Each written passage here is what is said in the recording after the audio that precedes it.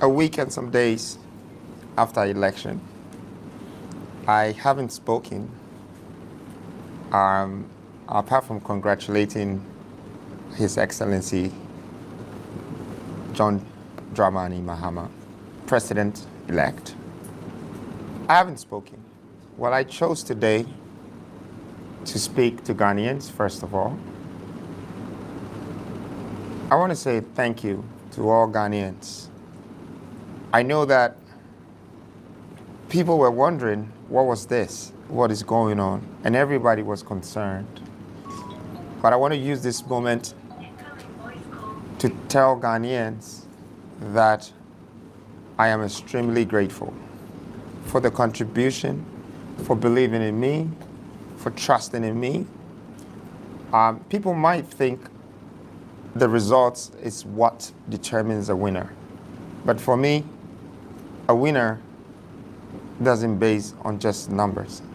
It's based on the fact that you've been accepted, you've been embraced, you have been hailed, and you've been acknowledged.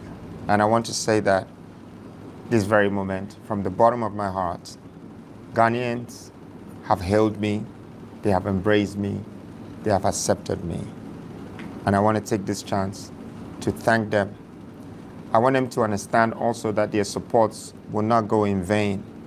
For the first time, I feel like the youth of this country, their voice now really matters.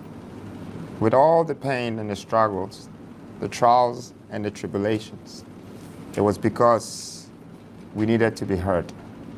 We needed to be seen. Our concerns needed to be respected. Once again, I want to thank all Ghanaians, the youth, the mothers, the market people, rich people, poor people, the regionals, and all people that supported this movement. I want to thank you.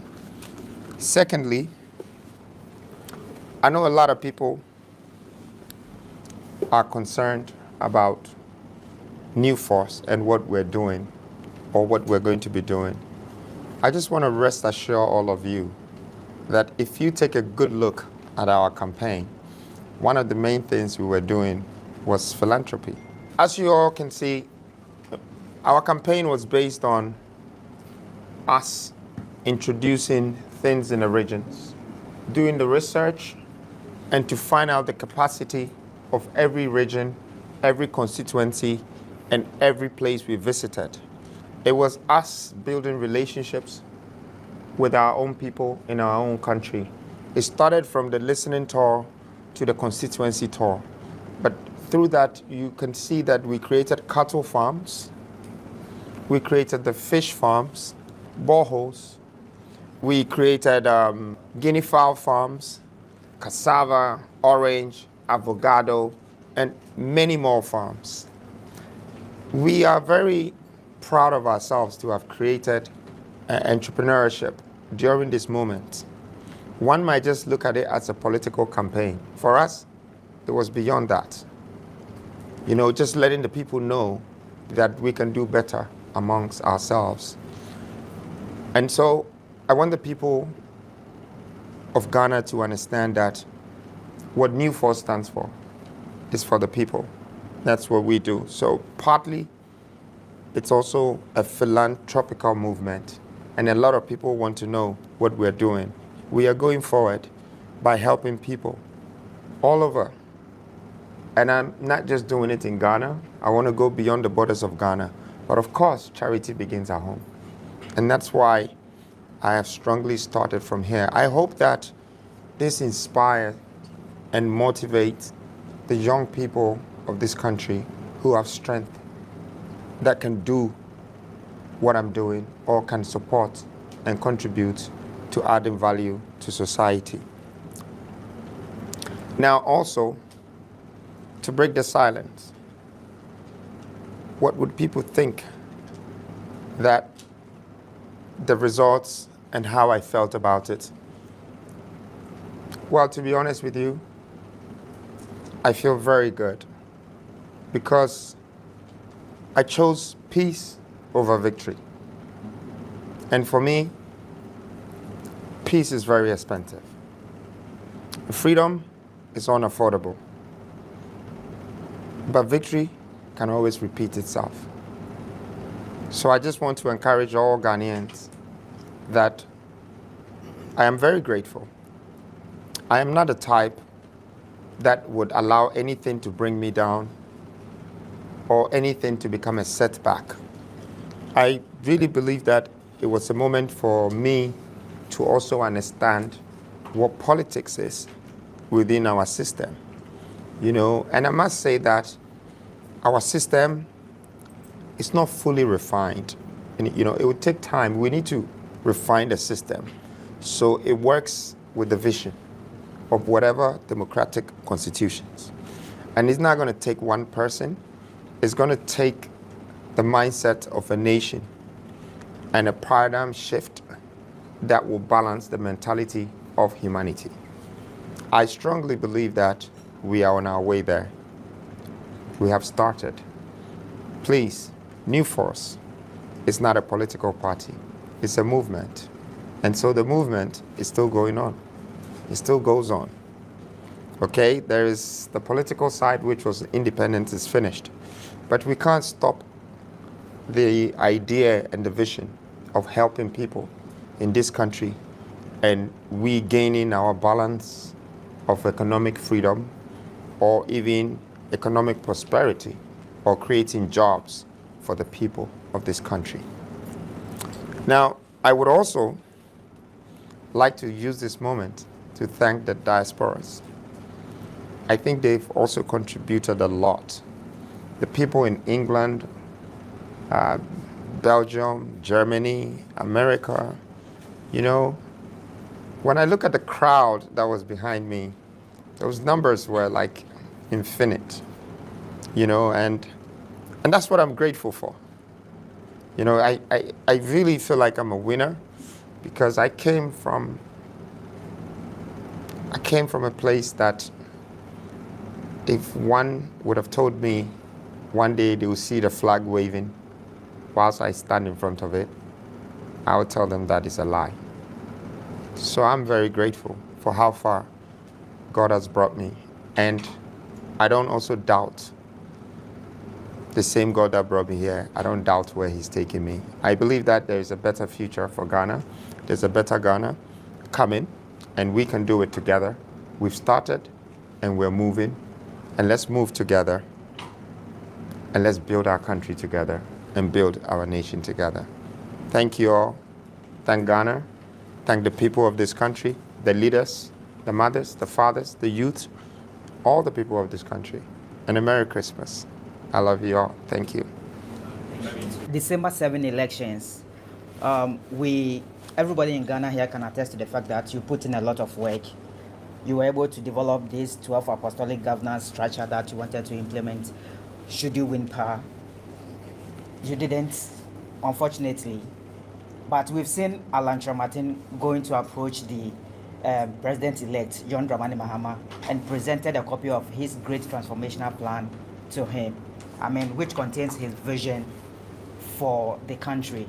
Would you like to also toe the same line to also present your vision to the president-elect so that probably, if not all the content of that document, social document, will be implemented, probably a portion will be extracted and implemented by the next administration? And then also, already you've told us how contented you are with the results and the outcome of the elections, but I would want to find out from you probably what didn't go well for you, for which reason you like to do self-introspection so that in 2028, probably if you are interested in coming back, you bounce back stronger. Okay, so first of all, I think that our president-elect is showing a great sign of unity. And that's what I would have also done if I had the chance. We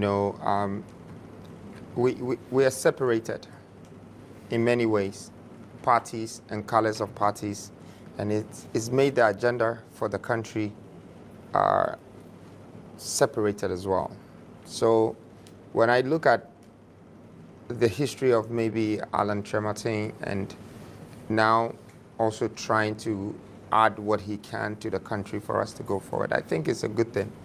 I would love for the fact that we all come together and then build one nation, build one country, and create jobs that we don't have. It doesn't really take one party or one group to find the solutions to all our problems, but it takes great minds to come together without hate, jealousy, selfishness, and having total concentration and focus of what we need to do. You know, I remember a lot of people used to ask me what was I going to do without parliamentary members. I never answered the question. I would have simply merged the two, whichever one that works with the vision, and then we would have moved forward. You know, I think forwardness is a great thing for us to have, but it can only come from togetherness. If we don't find a way to come together, it will be difficult for us to move forward. So I am here and I serve this country. I'm for the people. I'm not for myself. I'm sure you've all seen it now. However, I invested whatever my heart funds in campaigning so my voice can be a part of national governance. I've done it.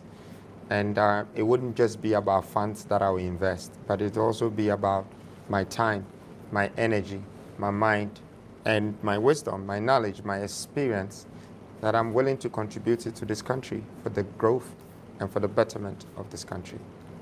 Your second question. There are so many things that you will not like when you look at us as a country. And I would be making a mistake if I say I'm going to sit here and start pointing at them. Okay? It's like a burnt or a half-burnt trouser. You know, no matter how you try to point the holes and the burnt parts, it's burnt. You can only replace it or repair it or fix it. And so, a wise man once said nothing. Once you see that the system and some of the things, the way it's arranged and the way it works, you know, talking about it doesn't really solve the problem. You know, just finding a better solution so you don't get bitten twice or you don't entrap yourself, you know, and start pointing fingers. I did not come here to complain because I don't believe in complaints. I don't believe in excuses. I believe in action. Follow us on Facebook, Ofayal, the nation's uncle. Subscribe to our YouTube channel, The Nation's Uncle TV. Follow us on TikTok, The Nation's Uncle. The Nation's Uncle gives you the raw truth. Thanks for watching.